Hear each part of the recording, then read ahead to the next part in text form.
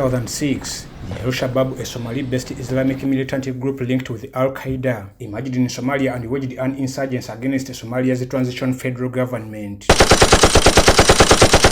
Between 2007 to 2008, the group continued to expand, scoring military victories and seizing control of key towns and ports in central and southern Somalia, including the capital Mogadishu. The group imposed strict interpretation of Islamic laws, especially in the areas where they dominated. These and other actions of the militants behind Al-Shabaab violated human rights, hence prompting the African Union forces in collaboration with the Somali government troops to push the group out of Mogadishu. 15 years later, African Transition Mission in Somalia Atmis replaced the African Union Mission in Somalia AMISOM to allow Somali National Army take up its own security affairs other than foreign military aid. Since its inception, Atmis has trained about 20,000 Somali troops from across Uganda, Kenya, Djibouti, Ethiopia and Burundi, a venture that has equipped Somali forces with combat fighting skills.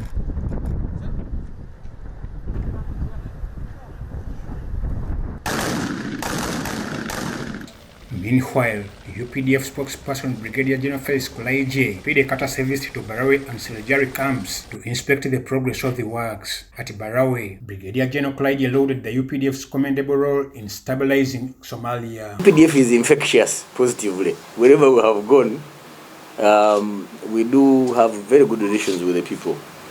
Not only because of the work we have done, but the way we live with them. The military demonstrated different tactics used to clear objects of danger planted by terrorists. Any component of the IED.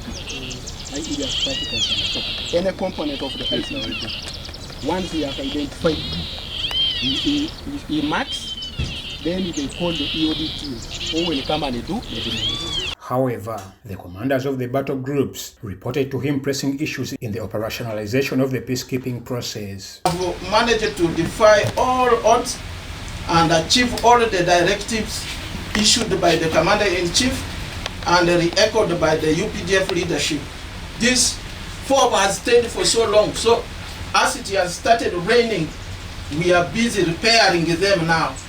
We are repairing, and it needs a lot of resources like fuel, escorts, and manpower. The commander of Battle Group 38, Colonel Peter Berokani, said there are still minimal threats to unstable security despite their efforts to wipe out Al-Shabaab in Somalia. Since we occupied the area of Barawe, there is no any form that has been really actively attacked. And the people of Barawe themselves, they don't want these as activities of Al-Shabaab to come and attack here.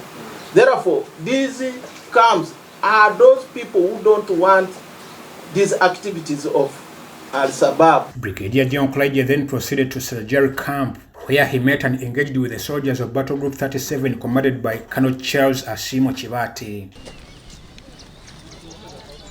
The army exhibited some of its counter-terrorism measures, including detecting and defusing bombs and grenades. 3, 2, 1. Go. Then now we have to wait for the soft time of 15 minutes. Then we go back and check. Colonel Asimo complained to Brigadier General Kulaigye that the population is on recourse deserting areas due to the threatening conditions set by the Al-Shabaab group. Al-Shabaab was harassing them because they refused to cooperate with them. They wanted them to contribute, either giving ngamia. They say each family must provide the camels, about 10, and 1 inch are not willing to do. Yes, you either give camels or you give SMGs 2 or 1 PK, or you give a child. Yes, it's conditional, you have 2. The hide-and-seek games by the Al-Shabaab, among other challenges, still account for their attacks. Brigadier General Kulaigye said Africa as a whole has learned from these wars to step up its security. The lesson we learn, first of all, Africa must have its own money. 2, we are capable of solving Africa's problems. It's a question of leadership, it's a question of commitment and resources. 3, that if we come together as the African continent, there is no problem that is insurmountable. And it therefore goes that number 4, we have learned that no one owes us a living.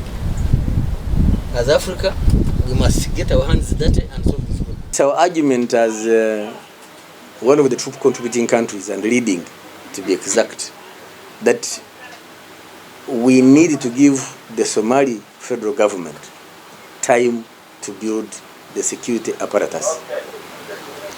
The security agencies, the military, and of course the entire state apparatus. But as you know, the English said he who pays the piper determines the tune. Civilians from various parts of Somalia, including elders and leaders, appealed to the African Union and President Museveni not to withdraw foreign peacekeepers from Somalia for fear of Al-Shabaab repossessing the already liberated areas. But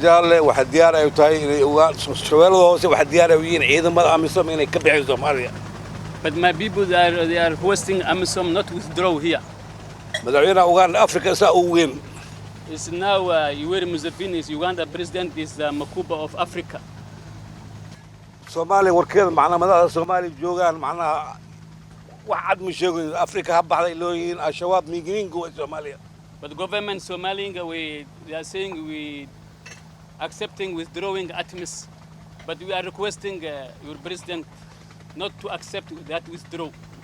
Atmis's mission operation is expected to end in June 2024, and about 20,000 Atmis troops will leave for the Somalian National Army to take charge of the sovereignty of Somalia. Despite militia attacks, the fate of Somalian netizens lies in what shall come out from the African Union's decision, whether to go by the contract or have it extended.